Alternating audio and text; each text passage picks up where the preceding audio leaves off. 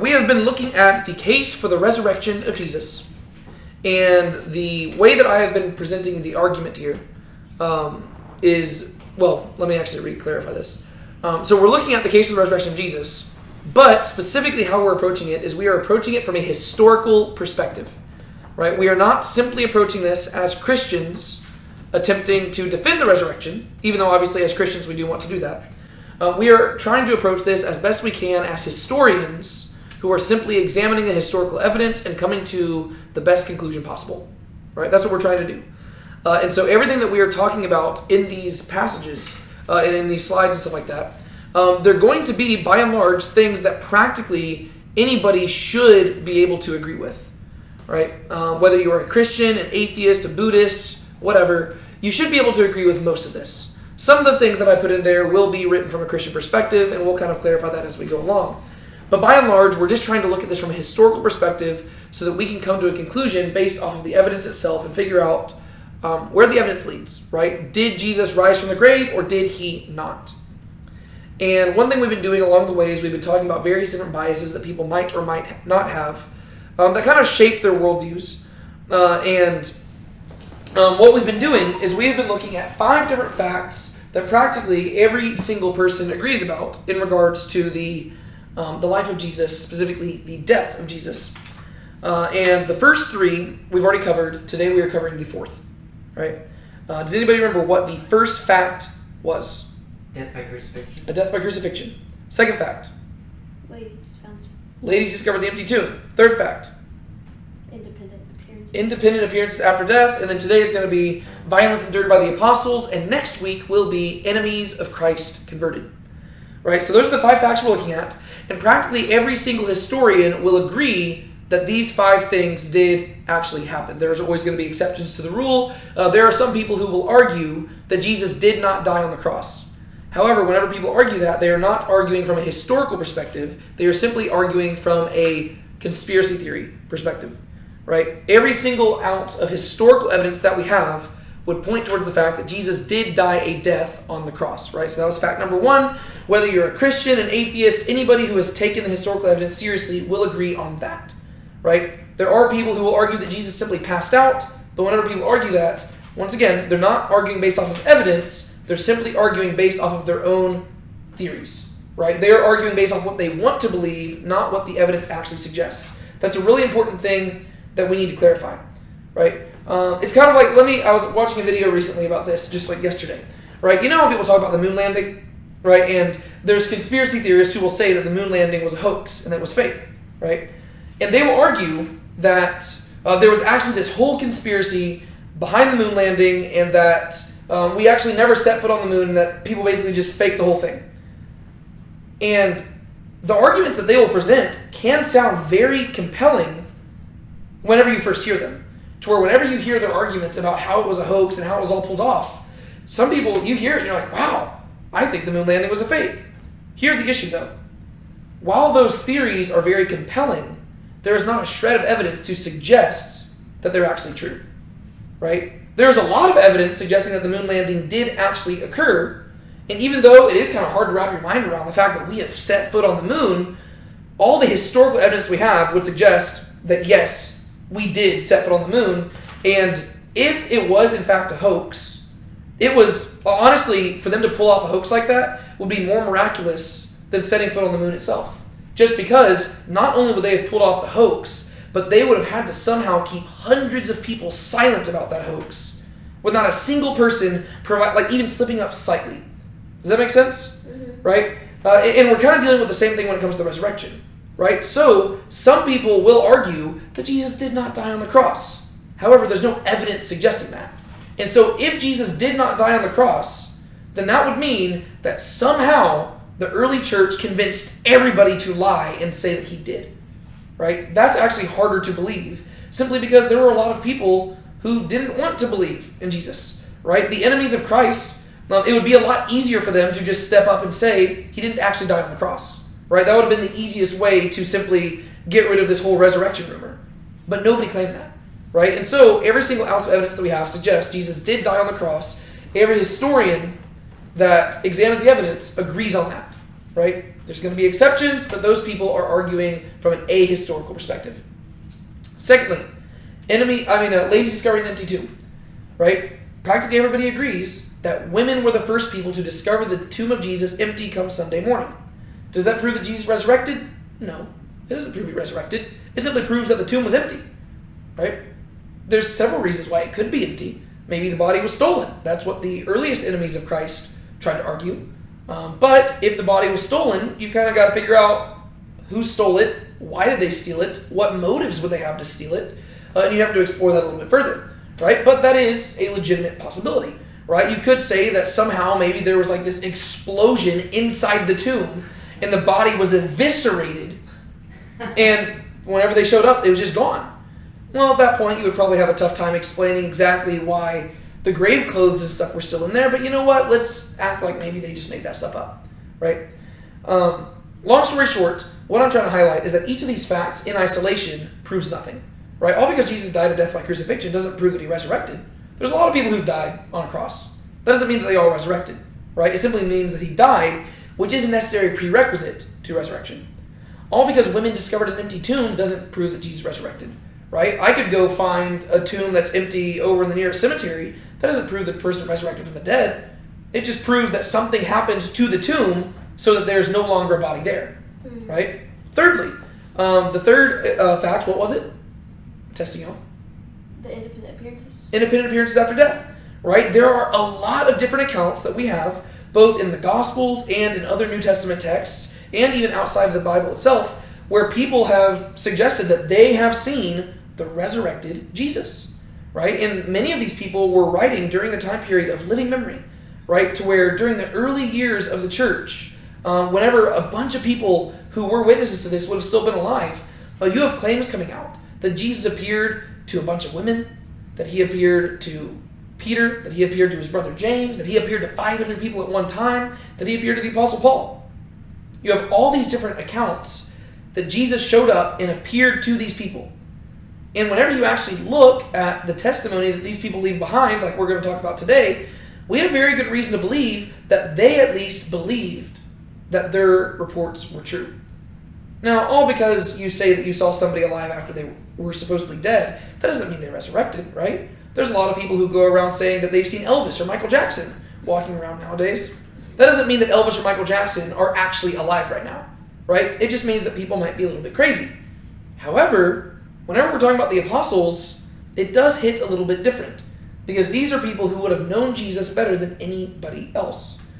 And whenever you look at the fact that we're going to talk about today, they were so confident in the fact that they had seen Jesus that they were willing to die for their faith, right? It's one thing to say you've seen Elvis walking past you. It's another thing to be so confident about seeing Elvis that you go and die for that faith, like that belief, right? I don't see a lot of people going and dying for the whole Elvis thing, and that's because claiming to see Elvis alive right now, that's not a controversy. It's a weird thing to say, but it's not going to get you in any trouble. To claim that you saw the resurrected Jesus was to sign your own death warrant back then, as we're going to talk about. Obviously, that's a little bit hyperbolic, but the main thing is that to claim that you saw the resurrected Jesus was to basically alienate yourself from everybody around you. Because the Jewish people at this time period, they rejected Jesus. And therefore, by saying that you saw him resurrected, you are saying that you believe he is who he claimed to be, and therefore you are estranging yourself from your fellow Jewish community. Right? And so, by claiming that you saw him, you're making a really big claim. And so, what we talked about at the end of the last time we gathered is that you even have some atheist scholars who say, you know what, I'm not saying that they saw the resurrected Jesus, but as a historian, I have to admit that they saw something. Right? They saw something that they at least believed was the risen Jesus. Right? So even a person who is not a Christian, obviously, if you believe Jesus resurrected, you're going to be a Christian. But even people who deny that Jesus actually resurrected, they have to admit that the apostles saw something that they believed to be the resurrected Jesus. And so whatever conclusion we come to, it has to account for that, right? So we've talked about those three. Today we are talking about fact number 4, the violence endured by the apostles. And what we're going to do is we're going to begin by just kind of making a case for the idea that suffering was going to come upon the apostles eventually.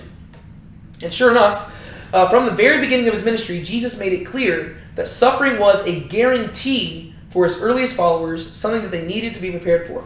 Notice that I didn't say a hypothetical. I said that it was a guarantee, right? If you go to Matthew chapter 5, right, this is the Sermon on the Mount. Jesus is giving the Beatitudes. He says, "Blessed are those who have been persecuted for the sake of righteousness, for theirs is the kingdom of heaven. Blessed are you when people insult you and persecute you and falsely say all kinds of evil against you because of me. Rejoice and be glad, for your reward in heaven is great. For in the same way they persecuted the prophets who were before you." Right? So Jesus, at the very beginning of his ministry, he preaches a sermon. And in that sermon, he says, guys, the day is coming when you're going to be persecuted. And whenever you're persecuted for righteousness' sake, you are being persecuted for my name's sake. And Jesus even associates himself with the very God for whom the prophets suffered. Right? If you go back to the Old Testament and the prophets were suffering for the sake of God, Jesus says that's what his followers are going to go through whenever they suffer for his name's sake. So Jesus is putting himself on equal standing with God, and he is saying, you are going to suffer for me. You go a few chapters later in Matthew, this is what Jesus says. "He who loves father or mother more than me is not worthy of me. And he who loves son or daughter more than me is not worthy of me. And he who does not take his cross and follow after me is not worthy of me. He who has found his life will lose it, and he who has lost his life for my sake will find it." This is a phrase that we love watering down a whole lot. Right? Nowadays, people will quote the phrase, they'll say, "Oh, that's just my cross to bear." They'll use that phrase all the time just because they'll talk about just burdens that they feel throughout life. Right? "Oh, man, I'm dealing with an annoying person today. That's just my cross to bear." That's not what Jesus means here.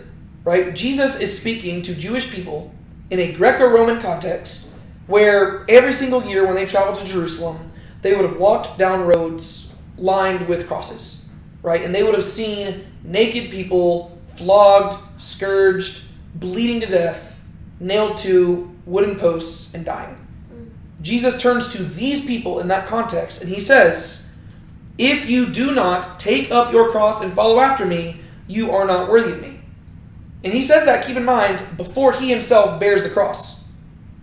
Think about how much it must have, think about how deeply that message must have resonated a few years later when Jesus is literally carrying a cross. Because prior to that moment, you can imagine that the apostles probably did try to interpret it as a metaphor. Oh, okay, Jesus is just saying it's going to be difficult. But no, Jesus actually carried a cross. And therefore he says, if you are not willing to do that, don't bother calling yourself my disciple. That's pretty strong. But this is the expectation Jesus set for his followers. You continue onwards, this was especially true for his apostles, for the inner 12. Right, the ones that he hand appointed. This is what he said in that same chapter that we were just reading. "Behold, I send you out as sheep in the midst of wolves. So be shrewd as serpents and innocent as doves. But beware of men, for they will, not they might, they will deliver you over to the courts and flog you in their synagogues. And you will even be brought before governors and kings for my sake as a testimony to them and to the Gentiles. And brother will betray brother to death, and a father his child. And children will rise up against parents and cause them to be put to death, and you will be hated by all because of my name. But it is the one who has endured to the end who will be saved." Right? So Jesus turns to the apostles. This is in the context of him sending them out on their 2x2 mission. And he says, guys, you're going to be put through it. Right? You're going to be put through the ringer. You're going to be put in pain. Family members are going to turn against you. You might even have your own father hand you over to die. And that's part of the calling. Right? That's what he expected his apostles to endure.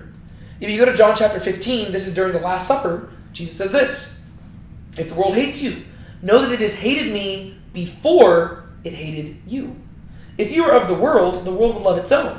But because you are not of the world, but I chose you out of the world, because of this the world hates you. Remember the word that I said to you, a slave is not greater than his master. If they persecuted me, they will also persecute you. If they kept my word, they will keep yours also.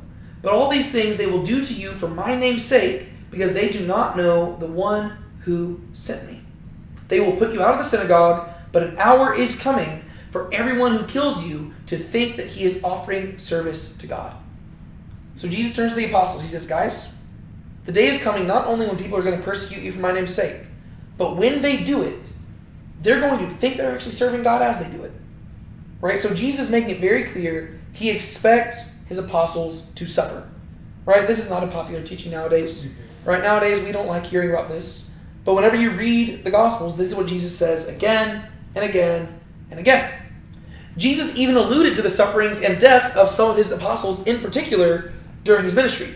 Right? John chapter 21, this is what he says to Peter. Right? This is, if you remember, after the resurrection of Jesus, whenever Peter and Jesus have a conversation, and basically Jesus is restoring Peter into the ministry, basically forgiving Peter for having denied him. He says this, "Truly, truly, I say to you, when you were younger, you used to gird yourself and walk wherever you wished. But when you grow old, you will stretch out your hands and someone else will gird you and bring you where you do not wish to go." Now this he said, signifying by what kind of death he would glorify God. And when he had spoken this, he said to him, "Follow me." Right? So Jesus turns to Peter and he says, "Peter, in the past, you faced persecution and you buckled under pressure and you fled. But he says, one day in the future, whenever you're an old man, people are going to give you the opportunity to suffer again. And in that time, you're not going to buckle. Right? They're going to take you where you don't want to go. They're going to stretch out your hands and you're going to die. Right? The imagery of stretching out your hands, it's the imagery of crucifixion. Right? So Jesus basically says, "Peter, one day you are going to be crucified." And I imagine for Peter, this was super encouraging. Right? I mean, obviously, none of us likes the idea of being told we're going to die a martyr's death. But for Peter, I mean, we know how broken he was over the fact that he had denied Jesus. And now Jesus tells him that the day is coming when he'll actually share in Jesus' fate. So that actually probably had to be kind of encouraging. But the main thing there is that Jesus specifically told Peter, you're going to die for your faith. Right? In another instance, we read about this when it comes to James and John, the sons of Zebedee. Then James and John, the two sons of Zebedee, came up to Jesus, saying to him, "Teacher, we want you to do for us whatever we ask of you." And then, as the conversation keeps on going, they ultimately say, "Let us sit at your right hand whenever you establish the kingdom." And Jesus said to them, "You do not know what you are asking. Are you able to drink the cup that I drink, or to be baptized with the baptism with which I am baptized?" And they said to him, "We are able." And Jesus said to them, "The cup that I drink, you shall drink." Right? So, these guys come up to him, and they say, "Jesus, can we sit at your right hand?" And Jesus says, "It's not my job to appoint people to sit at my right hand. Plus, who do you think you are to ask this of me?" Because Jesus knows what he has to endure in order to achieve that glory. Right? Because he knows that through his suffering and his humiliation, he will achieve his glorification. Right? He knows that this act of suffering is going to be the very thing that makes it known to everybody that he deserves to rightly be called King of Kings and Lord of Lords. And he says, "Who do you think you are to ask to sit at my right hand? Do you know what you would have to endure to get to that spot?" He says, "Can you drink the cup that I'm about to drink?" And throughout the Gospels, whenever Jesus talks about the cup he must drink, it's always talking about his suffering. But they don't know that. Right? For them, they're just young guys who are asking for a position of power, and basically they just think he's saying, "Are you willing to put in the hard work?" And they say, "We are able." And he says, "Okay, then you will drink the cup that I drink." As we're going to talk about as we continue through this discussion, whenever you get to the book of Acts, James, the son of Zebedee, is the very first apostle who is killed. Right? And so he will drink the cup of Jesus. Right? He will die a martyr's death. According to tradition, as we'll also talk about, John is the last apostle to die. Right? We don't know if he died by martyrdom or if he died of old age, but we know that he suffered throughout his life. Probably one of the greatest acts of suffering was losing his brother at a young age. And also we know that he was exiled and stuff like that. So he also did suffer. But we'll talk about that later. The main thing I'm saying here is that even prior to his crucifixion, Jesus made it clear that he expected his apostles to suffer in some way. Acts chapter 9. This is what we read about Paul. Right? So this is, if you remember, there's this guy named Paul. He's persecuting the church. But then he has this come to Jesus moment on the road to Damascus. And this is what God says to a guy named Ananias. Right? Ananias is a Christian who's living in Damascus that God is going to send to go and heal Paul of his blindness. And God says this, "But the Lord said to him, 'Go, for Paul is a chosen instrument of mine, to bear my name before the Gentiles and kings and the sons of Israel, for I will show him how much he must suffer for my name.'" Right? And in regards to all of this, I just want to be clear why we're talking about this. We're not simply looking at this assuming every account is true. Obviously, as Christians, we believe these accounts to be true. But as historians, all we're doing is we're looking at the historical evidence, right? All we're looking at here is we're simply observing that the Bible sets an expectation that the followers of Jesus will suffer, right? So, as a historian, you don't have to believe that Paul actually did encounter the risen Jesus on the road to Damascus. You don't actually have to believe that he was blinded of his eye, like from his sight, right? We do believe that as Christians, but as a historian, you don't have to believe that stuff. All you have to notice is that there is historical evidence in the text of Scripture where there's this expectation that the followers of Jesus will suffer, right? That's what we're mainly looking at, right? It seems kind of out of place there too, right? Here you've got this guy, like Paul just had this come to Jesus moment, and he's in a very fragile state, probably freaking out because of what he just went through.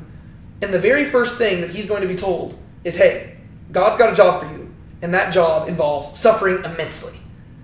Very weird message, but it lets you know that that is an expectation that God does set for his followers in the context of Scripture. Once again, that does not prove that these stories are true. It simply proves that based off the historical evidence that we have, there's that expectation of suffering. Does that make sense? Okay, so from this, we can conclude the following. Firstly, Jesus taught that losing one's life for the sake of the gospel is necessary to save it, right? Now, keep in mind, losing one's life for the sake of the gospel does not necessarily mean that you do have to physically die for your faith. It simply means that you must be willing to physically die for your faith, right? So you must die to yourself and be born anew. And the best way to prove that is if you actually are, like if your actual life is demanded of you, well then you know for a fact that you have died to yourself, right? And so we see that, right? Secondly, Jesus taught that his followers must deny themselves and take up their crosses and follow him. This is the expectation he placed upon them. Thirdly, Jesus warned his disciples to expect persecution from within their own families, right? So this persecution wasn't simply going to be coming from an outside force. The expectation was that it might come from somebody near and dear to you, the most intimate of relationships. And therefore, Sean McDowell concludes this in his book, The Fate of the Apostles. He says, how should the disciples respond to the possibility of suffering and death? Rather than cower in fear, they should preach boldly, acknowledging God before men, knowing that God will reveal everything in the end. They should proclaim the gospel loudly, publicly, from the rooftops, trusting that God is more powerful than the persecutors. After the death and resurrection of Jesus, this is exactly what they did, right? But that's not how it all started out, right? That last sentence that Sean McDowell says there is really crucial. He says that after the resurrection, that's exactly what we see. But prior to the resurrection, we actually see the exact opposite.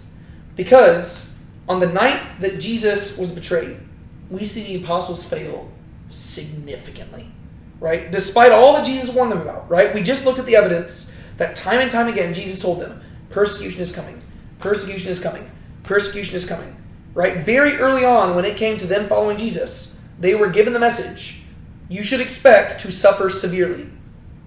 Despite all of that, despite the warnings, on the night of Christ's betrayal, Jesus' apostles demonstrated a fear of persecution and an unwillingness to die for their faith, despite one, being warned ahead of time by Jesus, and two, vowing to die for him.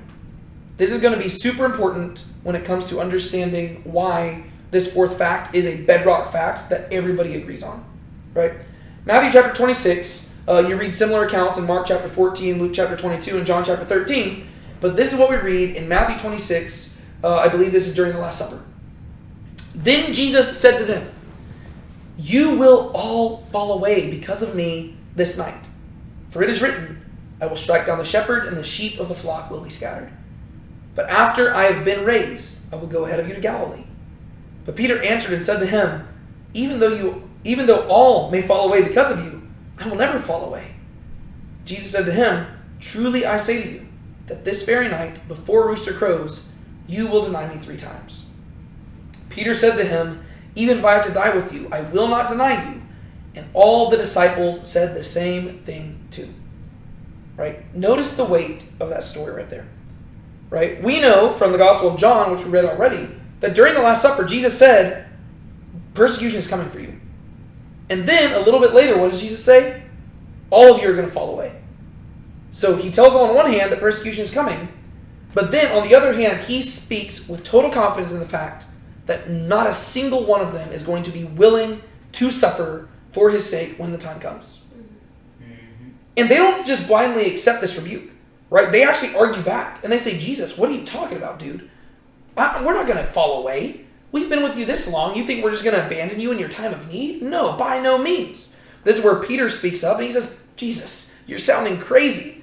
He says, Jesus, even if everybody left you, I would never think about doing that. I would die for you. And he says, Peter, you're going to deny me 3 times tonight. Like he says, you're not as strong as you think you are, Peter. You are literally going to abandon me. But then Peter doubles down. Even after Jesus specifically calls him out, Peter doubles down and says, no, I'm not going to do it. And then it says every single other person said the same thing too. And sure enough, you can't even get to the end of the chapter without seeing this fulfilled. Right, Matthew chapter 26, verses 55 and 56. At that time, Jesus said to the crowds, this is during the betrayal, have you come out with swords and clubs to arrest me, as you would against a robber? Every day I used to sit in the temple teaching, and you did not seize me. But all of this has taken place in order that the scriptures of the prophets would be fulfilled. And then we read, then all the disciples left him and fled. And so whenever we look at this, basically what we see is that despite Jesus warning them ahead of time, despite them vowing to die for him, whenever the time comes, every single one of them flees. And so that's really embarrassing for them. Mark chapter 14, this is where we get to see Peter denying Jesus, and we get to see that Peter's vow was also incorrect. And as Peter was below in the courtyard, basically what had happened is that Jesus is arrested, everybody flees, but then Peter and another disciple, they seem to feel guilty about this. They double back. They follow Jesus in. And while Jesus is on trial, Peter's in the courtyard. So as Peter was in the courtyard, one of the servant girls of the high priest came. And seeing Peter warming himself, she looked at him and said, you also were with the Nazarene, Jesus. But he denied it, saying, I neither know nor understand what you are talking about. And he went out into the entryway. And when the servant girl saw him, she began once more to say to the bystanders, this is one of them. But again he was denying it. And after a little while the bystanders were again saying to Peter, surely you are one of them, for you are also a Galilean. But he began to curse and swear, I do not know this man you are talking about. And immediately a rooster crowed a second time. And Peter remembered how Jesus had said the statement to him, before a rooster crows twice, you will deny me 3 times. And throwing himself down, he began to cry. And so, on one hand, Jesus told them persecution is coming. Secondly, he told them, when it comes, you're going to fall away.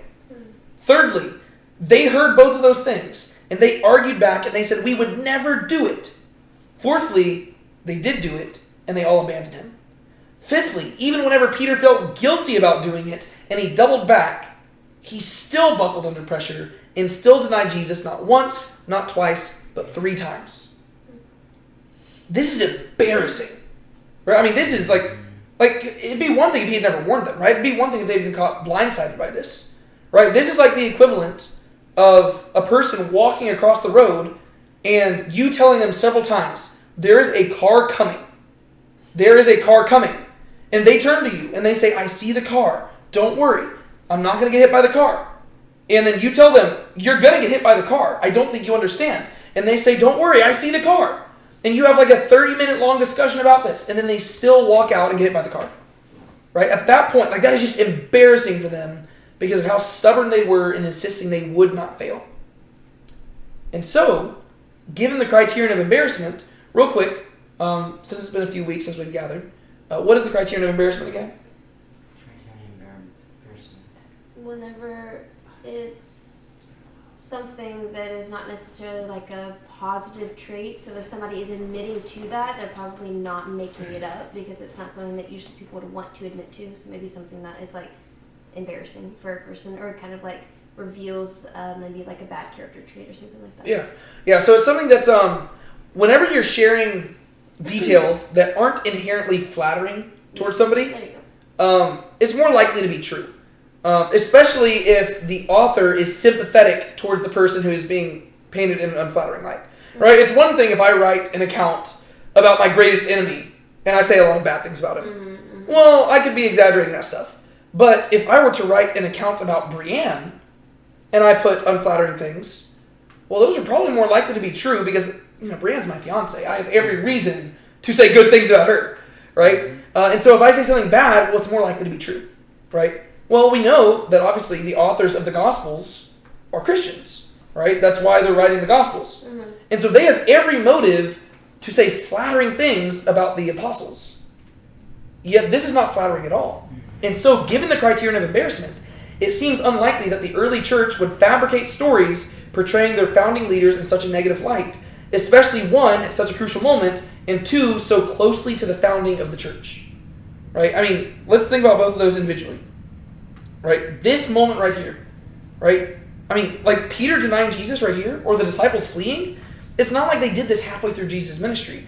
Right? It's not like this is like a, like if this were like a TV show or something like that, this would be like a test of their faith where like they leave for a little bit. Think about in The Chosen, right? In The Chosen there was like season 2, I think it was, where Mary Magdalene, she kind of buckled under pressure and she went back to drinking and stuff, right? That's kind of how most stories go, right? Okay, this person's growing in their faith, they buckle under pressure, they kind of relapse for a little bit, then they come back. That'd be one thing. That's not what this is, right? This is not a teachable moment where they just failed halfway through Jesus' ministry and it was just part of the learning curve. Mm-hmm. No, they failed at the worst moment to fail. Right? I mean, these are they're his apostles. These are his ambassadors. These are the founders of the church. Yet at the moment where Jesus needed them most, right? They fell asleep while he was praying. And then whenever he's getting arrested, they flee into the distance and they lock themselves into a room and they don't see anybody until he shows up in that locked room resurrected. That is embarrassing. Right? I mean, that's not a small moment. That's a crucial moment. And then you have Peter, the leader of them. He doubles back, and he actually goes in there, and he tries to make up for things by just being there for Jesus. Yet in another crucial moment, he denies Jesus 3 times. Right? This is not just like a small mess up. This is the biggest mess up. Right? This is not like failing a homework grade on an assignment. This is like walking into the SAT and royally bombing it. Right? That's what this is. Right? It is like you, I don't know. It's not like crashing your bicycle. It is like crashing a plane. Mm-hmm. Right? Like this is a huge mess up. This is not one where they could afford to mess up. Mm-hmm. And so if the early church is writing this down, we have very good reason to believe it actually happened. Because why would you choose to paint the leaders of the church in such a negative light at such a crucial moment? If they had presented them as failures earlier on, well, you could see why they're just saying, oh, well, they're just human like all of us. But this does not give, this doesn't give you much reason to trust in the leaders of the church, right? Because you're like, wait a second. These guys abandoned Jesus in the moment he needed them most. Why should we be listening to them, right? If anything, it would plant seeds of doubt in the apostles, which is the opposite of what the gospel authors want to do. And then you consider the fact that the church was founded a month and a half later, right? Pentecost, Acts chapter 2, that's 50 days after these events right here. 1.5 months. That's not much time for change, right? I mean, if you're just thinking about it, right? This is like imagine that you were getting on a plane, right, to fly over to Europe, to Italy, right? Let's say you were getting on a plane to fly to Italy, and you got a chance to talk to the pilot ahead of time. And you said, hey, when did you fly your first plane? And he told you, well, I actually flew my first plane today, but don't worry. I actually became interested in flying planes a month and a half ago. You'd be like, that wouldn't really encourage you that much, would it? Because you're like, a month and a half is not that long, right? I mean, in general, that's a very short amount of time. I mean, 50 days. I mean, if people date each other for 50 days, you don't even consider that a relationship.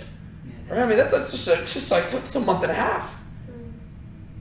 But that's how long it was from their greatest failure. Peter is denying Jesus 3 times. And 50 days later, Peter is standing and preaching Jesus in front of everybody. And you're like, whoa, if they're fabricating the story, it's like, man, give them a few more years, right? Say, oh yeah, back whenever they were 10 years ago, they failed pretty epically. But they've grown since then. Not 50 days. I mean, that's a really short amount of time. Mm-hmm. This is think about the story, or recently I discovered that like another pastor who I really respect a lot, he was discovered for having an extramarital affair, right? Which is really sad, right? I mean, it's heartbreaking. At this point, I'm not even surprised. It just seems like that's just what happens a lot, and it's scary. I mean, if it can happen to King David, it can happen to anybody, I guess, which is terrifying. But I really respected this guy. I heard about it. It's heartbreaking. And understandably, he was released from his position at the church, right? It said indefinitely. And so the idea is that hopefully maybe in the long term, they might be able to bring him back into the fold, and they might be able to bring him back to work at the church if, he repents and kind of just like, gets back on track. But the thing is, if he was back as the lead pastor a month and a half from now, I think all of us would agree that that was maybe a bit too quick, right? I mean, like, it's like homeboy's having an extramarital affair, and then he gets fired, and then a month and a half has passed, and he's the lead pastor again. You'd probably think, he might need a little bit longer, right? Just because it's hard to believe that somebody could go through that much change that quickly. Yet that's what happens with the apostles, right? And so, given the criterion of embarrassment, on both of those reasons, because it's such a crucial moment and because it's so close to the founding of the church, it's unlikely that the evangelists would have made these stories up. It's just more likely that it's just true, right? They wouldn't have fabricated this because it doesn't do anything to add credibility to the argument. If anything, it just plants seeds of doubt. And you don't want to plant seeds of doubt whenever you're trying to create a fake story, right? No. So it seems like they are reporting what truly actually happened, and they're just not shying away from the details. If anything, this should make us trust the gospel accounts more, because it lets us know that they're not whitewashing things, right? They're not trying to sanitize it and make it look like the apostles are perfect. They're simply reporting what actually happened, which I think should actually encourage us, right? And what we'll notice is that every single one of the gospels does it, right? It's not like Matthew, Mark, and John record the disciples' failure, and then like Luke just doesn't mention it. Every single one of them mentions that they failed, which means that every single one of them was committed to telling the truth. That's really cool. From a historical perspective, that is really neat. All right? But then, everything changes, right? So, in the moment when Jesus needed them most, the apostles failed. But, after the Gospels conclude, something changed, right? By the time you get to the book of Acts, which once again, like let me just clarify to you the time span in between the Gospels and Acts. It is approximately 5 seconds, right? The Gospel of Luke ends with the ascension of Jesus. The book of Acts begins with the ascension of Jesus. And it actually isn't a 5 second like gap in between. It's like a 5 second overlap, in the sense of Acts begins a few moments before Luke ends, right? So Luke goes directly into Acts, right? Whenever you get to the book of Acts, suddenly the disciples of Jesus are willing to suffer and die. There's no explanation given as to why they're all of a sudden transformed, but they are. The book of Acts details the deaths of the first Christian martyrs during the early formative years of the church, and one of them, James, was himself an apostle, right? So the first martyr that we read about was not actually an apostle at all. What was his name? First one or the first martyr. First martyr, James. Nope, that was the first apostle martyred. Who was the first martyr? Stephen. Yeah. Stephen, Oh, yes. yeah. Acts chapter 7, this is what we read. But being full of the Holy Spirit, Stephen gazed intently into heaven and saw the glory of God, and Jesus standing at the right hand of God, and he said, "Behold, I see the heavens opened up and the Son of Man standing at the right hand of God." But crying out with a loud voice, they covered their ears and rushed at him with one accord. And when they had driven him out of the city, they began stoning him. And the witnesses laid aside their garments at the feet of a young man named Saul. They went on stoning Stephen as he was calling out and saying, "Lord Jesus, receive my spirit." Then falling on his knees, he cried out with a loud voice, "Lord, do not hold the sin against them." And having said this, he fell asleep. All right.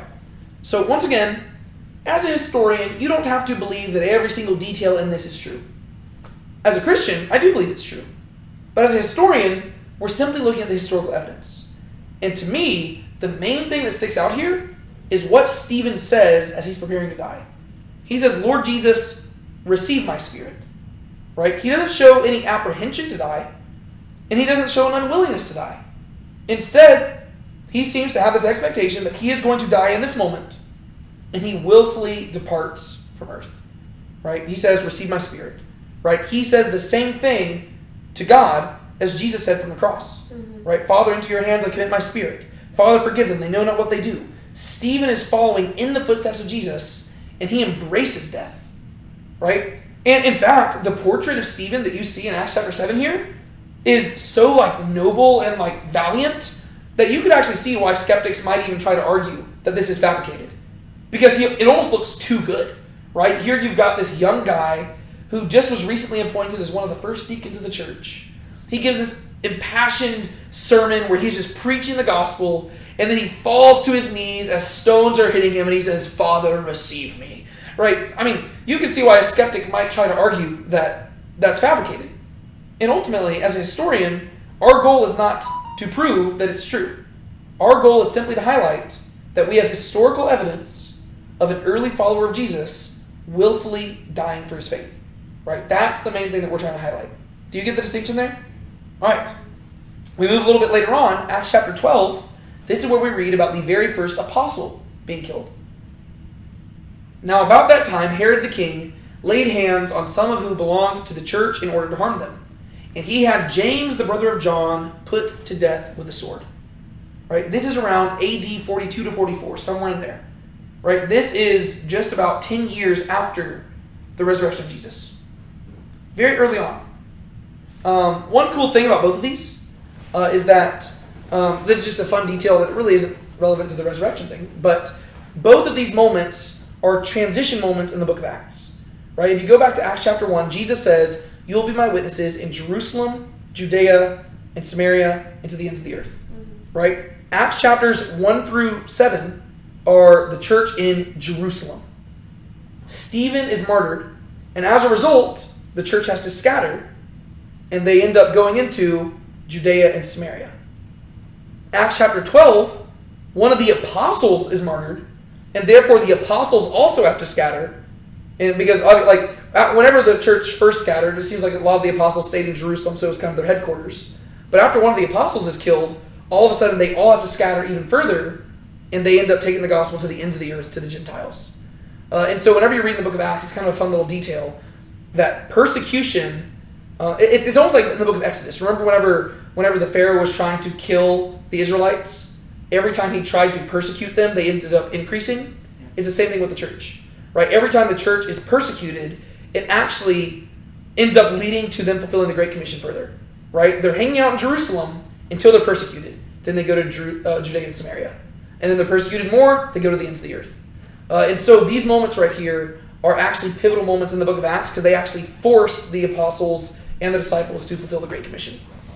But the main thing we're highlighting here is that we have historical evidence that not only did one of the deacons of the church suffer and die, but one of the apostles suffered and died. Right? And this isn't just any apostle. Right? If you go back to the Gospels, right, James is one of the big three. Right? You have Peter, James, and John. And James, we don't really talk a whole lot about him. And the reason why we don't talk a whole lot about him is because he died really early on. Right? Peter and John, we have some more stories about in the book of Acts. Technically, they're all earlier on in the book of Acts. But James, he died really early on, so we don't have any stories about him. The James that we usually talk about in the Bible is actually James, the brother of Jesus, who kind of took this James's place as a pillar of the early church. But this is a really significant moment, right? James, he was one of the guys who fell asleep whenever Jesus asked them to pray over him. Right? James, he's one of the guys who fled whenever Jesus was arrested. But now, here he is being put to death for following Jesus. That's interesting. Furthermore, throughout the rest of Scripture, the followers of Jesus demonstrate a willingness to suffer and die for their faith. Acts chapter 5. So they followed his advice. So basically what had happened here is the apostles had stood on council before the Sanhedrin, that's the Jewish high council, and they're trying to figure out what exactly to do with the followers of Jesus. And this guy named Gamaliel, he was actually the rabbi for Paul. Gamaliel stands up and says, hey guys, here's the deal. If this Jesus thing is from God, there's nothing we can do to stop it. If it's not from God, it'll die off on its own. So let's just keep our hands back. Let's not do anything rash. let's just wait and see. And so we read that the Sanhedrin followed his advice, and after calling the apostles in and beating them, they commanded them not to speak in the name of Jesus, and they released them. So they went on their way from the presence of the Sanhedrin, rejoicing that they had been considered worthy to suffer for the name. This is Acts chapter 5, right? This is early in the book of Acts. A few months earlier, these are the same people who fled into the night when Jesus was arrested. These are the same people who, after Jesus resurrected, they were locked away in a room because they were afraid of what might be coming for them. Yet all of a sudden, the mere idea of suffering, it leaves them rejoicing. And they actually consider it a privilege to suffer for the sake of Jesus. And you have to ask yourself, what could possibly have changed them? Right? It'd be one thing if whenever you looked at the Gospels, they already demonstrated this boldness. But they didn't. Right? No, they were like they were cowards back then. Mm-hmm. Yes. And now, just a few months later, it's a total transformation of character.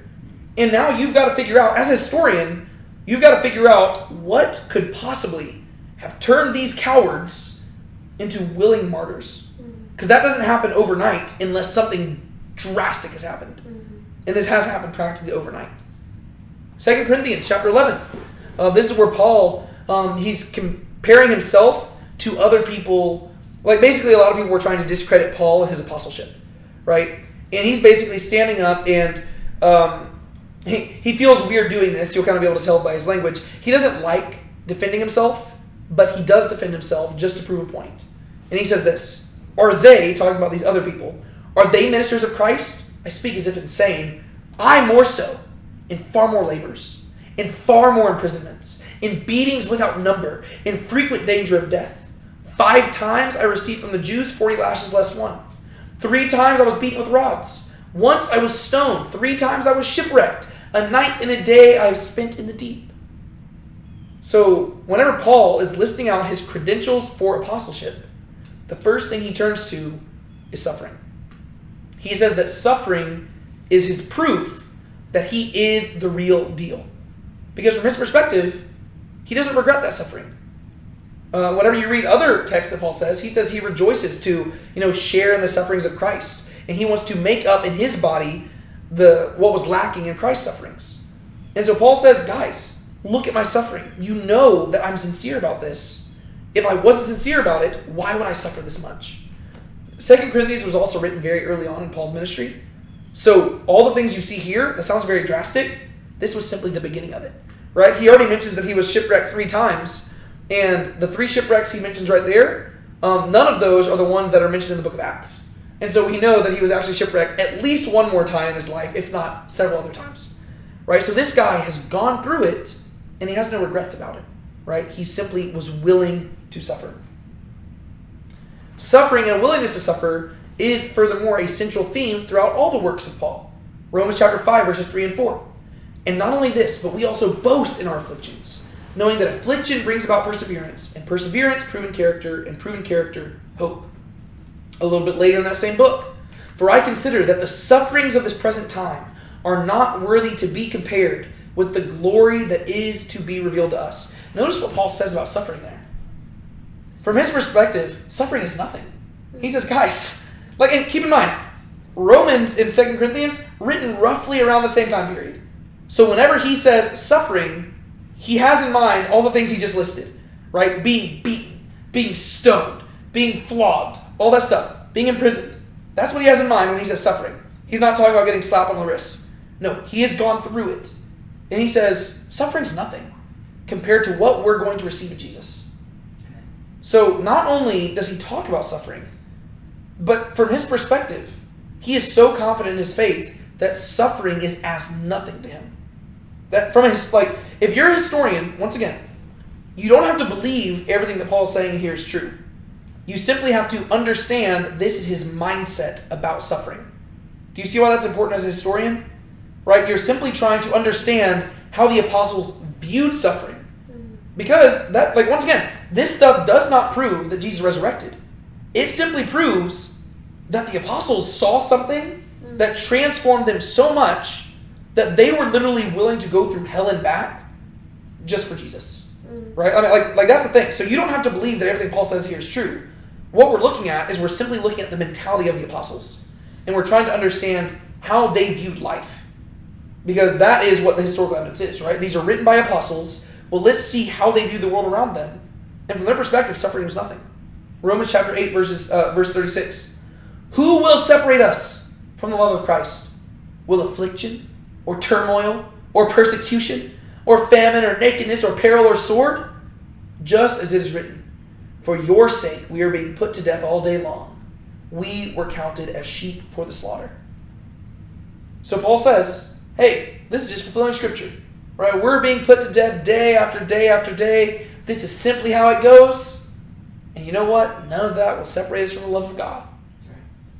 Well, that's interesting, because think about how many people suffer nowadays, and as the moment they begin to suffer, they begin to accuse God of not loving them. Right? Because that's kind of the natural flow of things for a lot of people. Right? Oh, if I'm suffering, God must not love me. But that wasn't the case with the apostles. For some reason, the apostles were so confident in God's love for them that even the greatest amount of suffering could not make them question that love. And so as a historian, you're not saying that Jesus resurrected. You're simply saying, these apostles saw something that convinced them that no matter how much they suffered, God is still good and loving. That's what you're saying as a historian. Does that make sense? Mm-hmm. Yes? Okay. 2 Corinthians chapter 4. But we have this treasure in earthen vessels, so that the surpassing greatness of the power will be of God and not from ourselves. In every way afflicted, but not crushed. Perplexed, but not despairing. Persecuted, but not forsaken. Struck down, but not destroyed.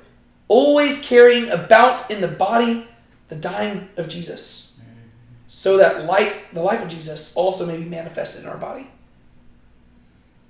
So Paul, once again, he's looking at what they are enduring, and he says, you know what? This ain't that bad.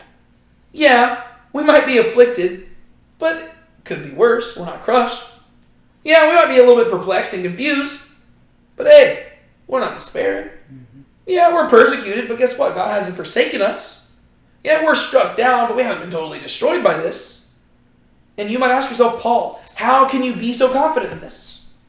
And he tells you, the death and resurrection of Jesus. Always carrying about in the body the dying of Jesus, so that the life of Jesus also may be manifested in our body. Right? Paul himself is explaining why he is so confident. He says, I don't mind dying for my faith, because I believe in a Savior who has overcome death. That's it. Right? Jesus was afflicted like us. Jesus died like us. Jesus rose, and so we will too. That is total confidence. Right? That's why whenever people turn against God nowadays, that's why we would typically say that it's a lack of faith. Right? Whenever you accuse God of being bad and evil and not loving, it's a lack of faith. Because you have failed to understand the resurrection of Jesus. But if you understand Jesus' sufferings and his resurrection, it will give you total confidence in the love of God. Right? And therefore you won't be able to accuse him of anything. Right? And so, as a historian, once again, you're not saying that all this is true. You're simply saying that this is giving you insight into what the apostles believed. As Christians, we believe all of this is true. But we're simply approaching this as unbiased as possible. All right, to continue onwards. Philippians chapter 1. But for to you it has been granted for Christ's sake, not only to believe in him, but also to suffer for his sake, having the same struggle which you saw in me, and now here to be in me. Do you see what Paul says there? He says, it has been granted for Christ's sake that you get to suffer. He says that suffering is a gift. He says, congratulations, guys. Merry Christmas. Here's a package of suffering. From his perspective, suffering is a gift. Contrast this by who Paul was prior to coming to Christ. No, yeah, but he was the persecutor, but more than that, he was the Pharisee of Pharisees. Right? He was probably from a wealthy family because he had a Roman citizenship. They sent him all the way over to Jerusalem to train under one of the leading rabbis. He had a comfortable lifestyle. He was well known. He was rising through the ranks. He was self-righteous. He had everything his heart could desire. And now, that same guy, a few decades later, is saying, hey guys, you've got the gift of suffering. That's a huge perspective shift, right? So you've got to explain, as a historian, you've got to be able to explain how that shift happened. Colossians chapter 1. Now I rejoice in my sufferings for your sake, and I fill up what is lacking of Christ's afflictions in my flesh, on behalf of his body, which is the church. So Paul says, hey, in case any of Christ's sufferings wasn't enough, I'm going to suffer a little bit more for you. Obviously, none of Christ's sufferings were lacking. But Paul's saying that that's his mentality. He is joining Christ in his sufferings. 2 Timothy chapter 1. For this reason I also suffer these things, but I am not ashamed. For I know whom I have believed, and I am convinced that he is able to guard what I have entrusted to him until that day.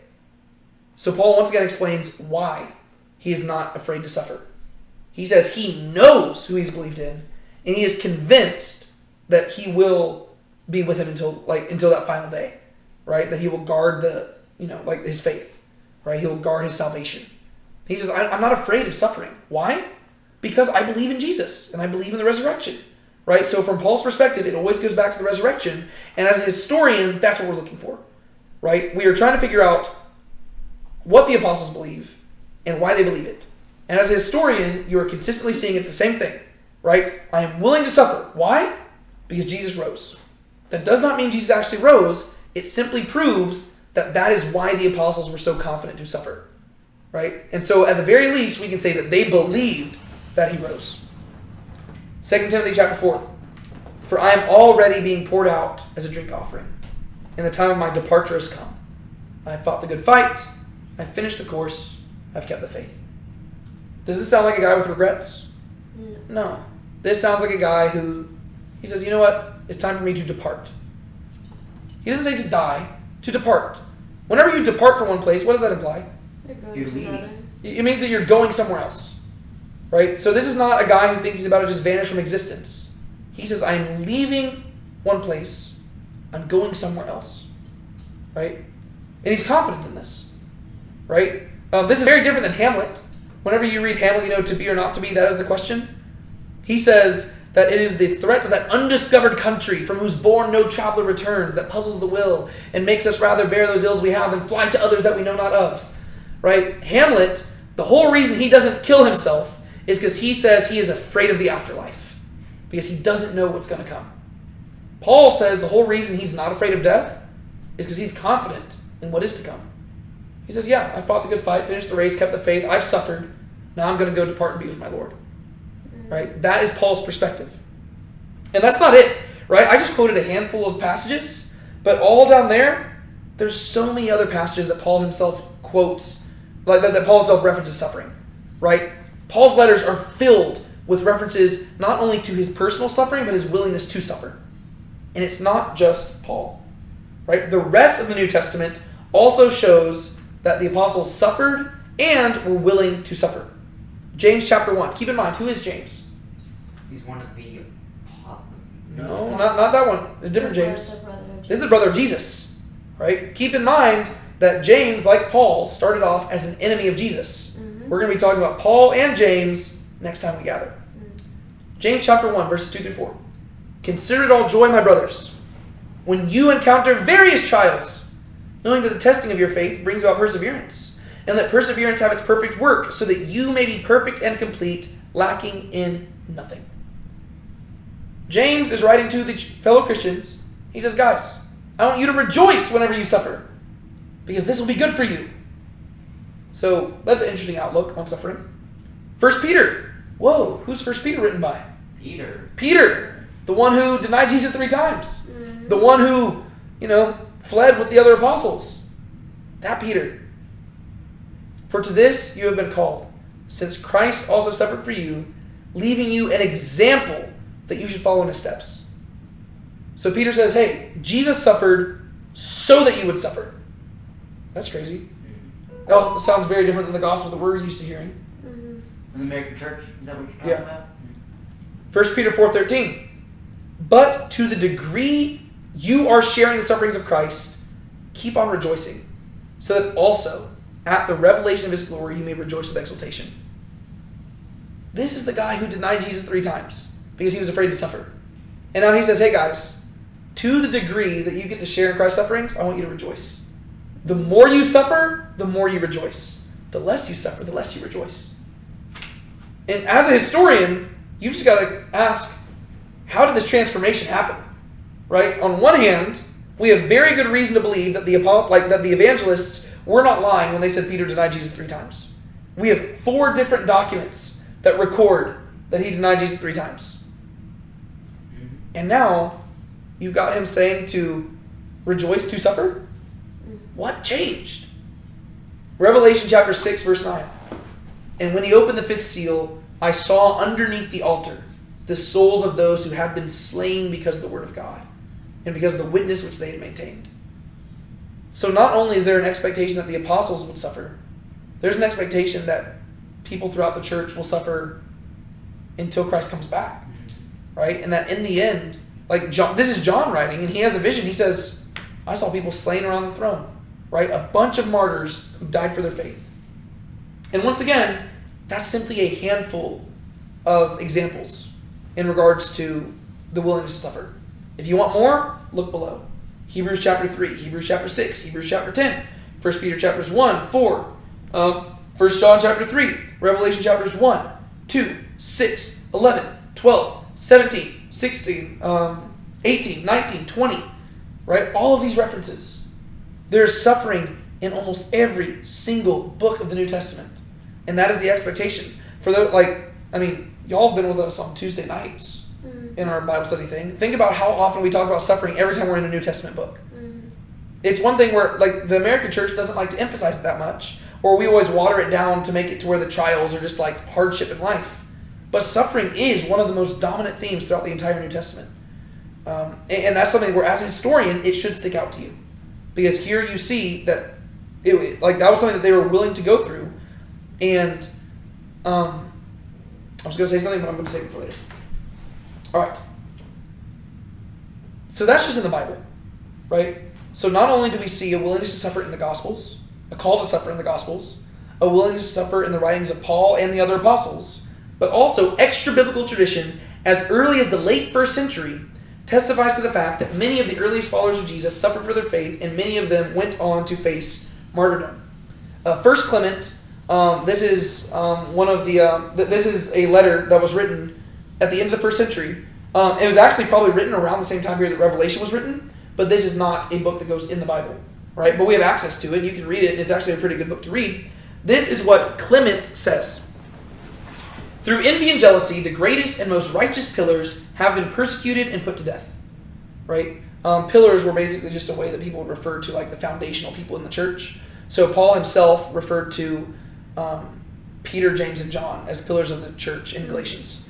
Right? So he says that many pillars have been persecuted and put to death. Let us set before our eyes the illustrious apostles. Peter, through unrighteous envy, endured not 1 or 2, but numerous labors. And when he had at length suffered martyrdom, departed to the place of glory due to him. So Clement says that Peter, he was persecuted in many ways, and eventually he was martyred. He doesn't mention how Peter was martyred. He simply mentions that it happened. And once again, this is at the end of the 1st century. This is during living memory of these events happening. Because Peter, the last thing that we have from Peter in 1st and 2nd Peter, that's in the mid to late AD 60s. Right? If Clement's writing in the AD 90s, that's 30 years later. Right? And so 30 years later, and he's not introducing new information. Right? He says, let us set before our eyes the illustrious apostles. He's saying, let me remind you of what you've already heard. Right? So he expects that the church in general was aware of the fact that Peter had suffered and died like this. Owing to envy, Paul also obtained the reward of patient endurance after being 7 times thrown into captivity, 7 times, compelled to flee and stoned. After preaching both in the east and west, he gained the illustrious reputation due to his faith, having taught righteousness to the whole world and come to the extreme limit of the west and suffered martyrdom under the prefects. Right? So we have Paul also suffering martyrdom. Right? He is killed for his faith by the Romans, right, under the prefects.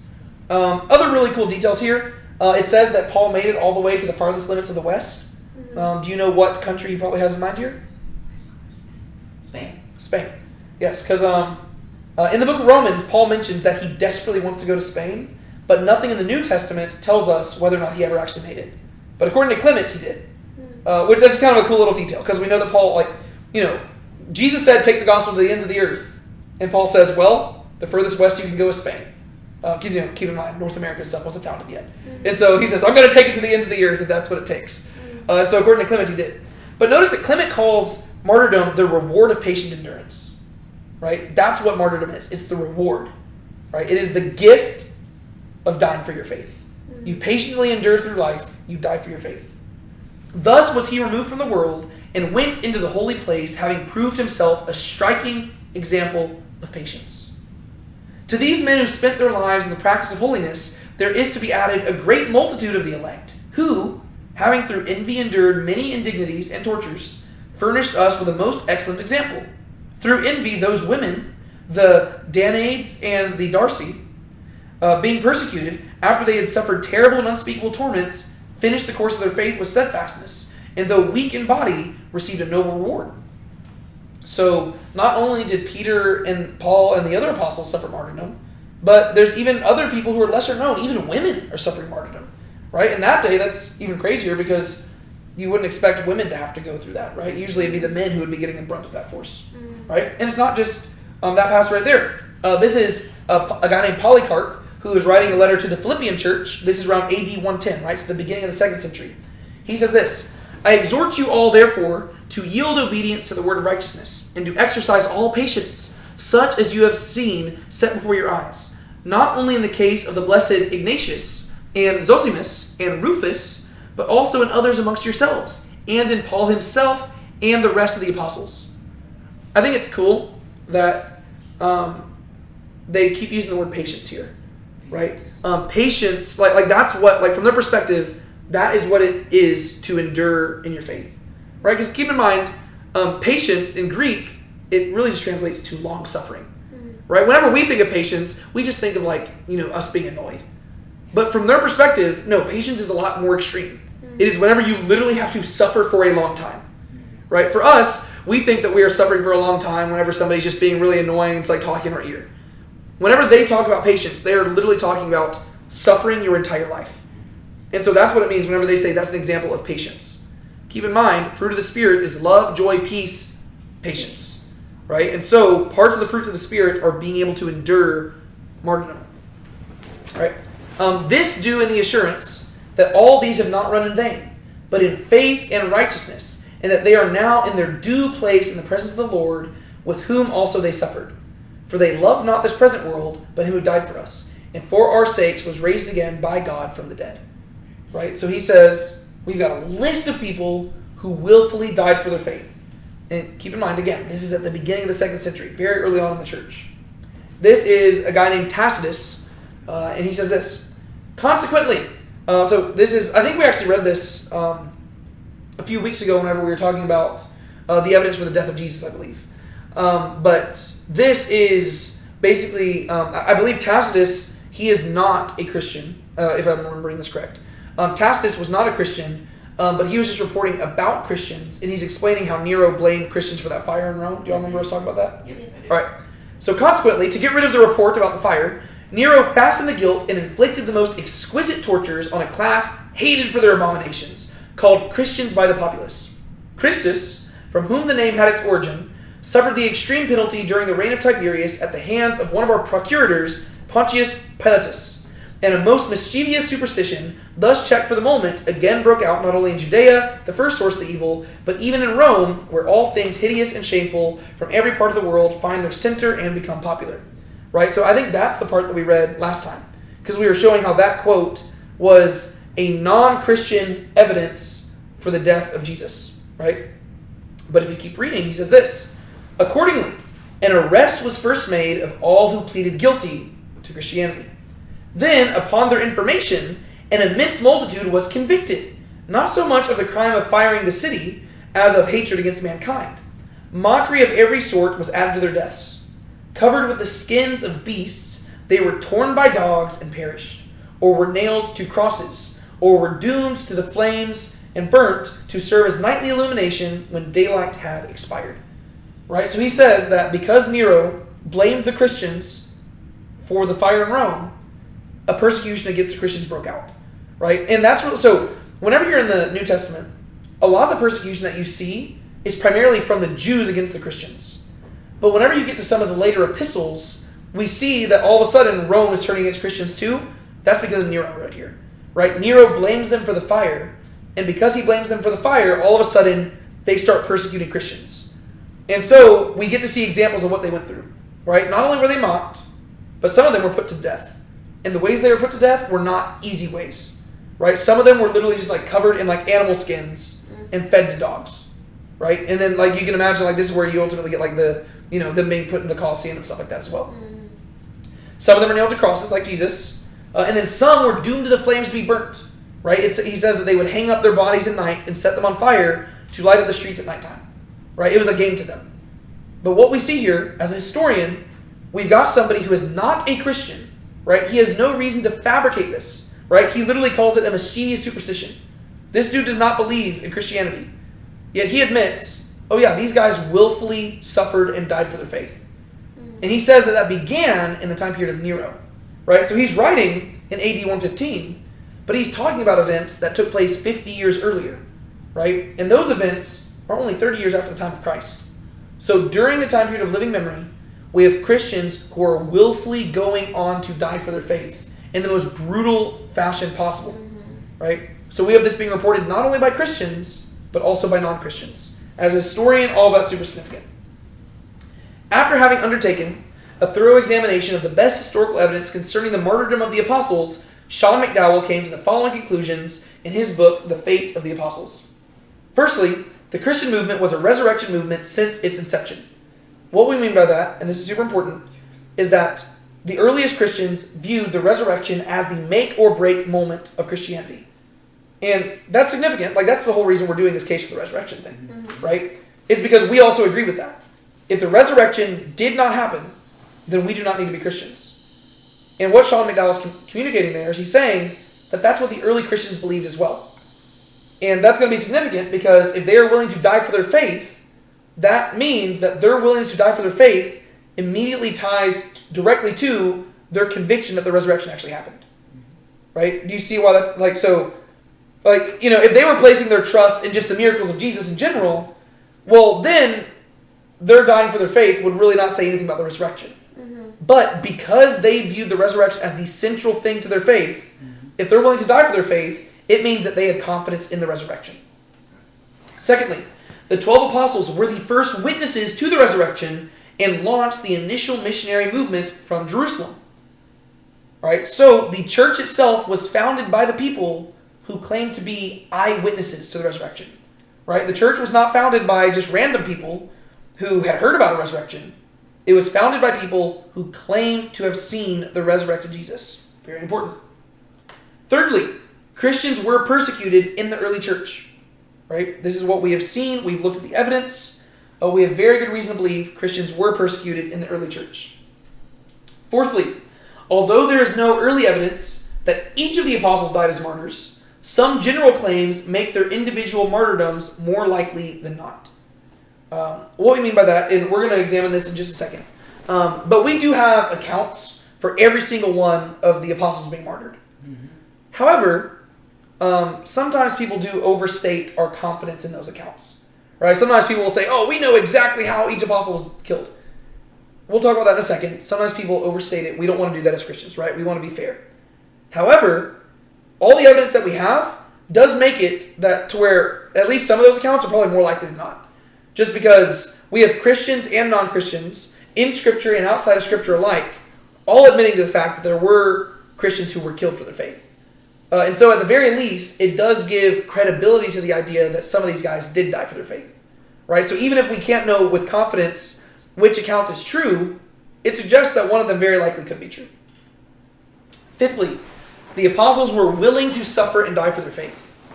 And ultimately, that last one, right there, and there's still going to be some other ones and stuff, but right there, the fifth one, that's the main thing. Right? Because for us, it ultimately doesn't matter whether or not the apostles did die for their faith.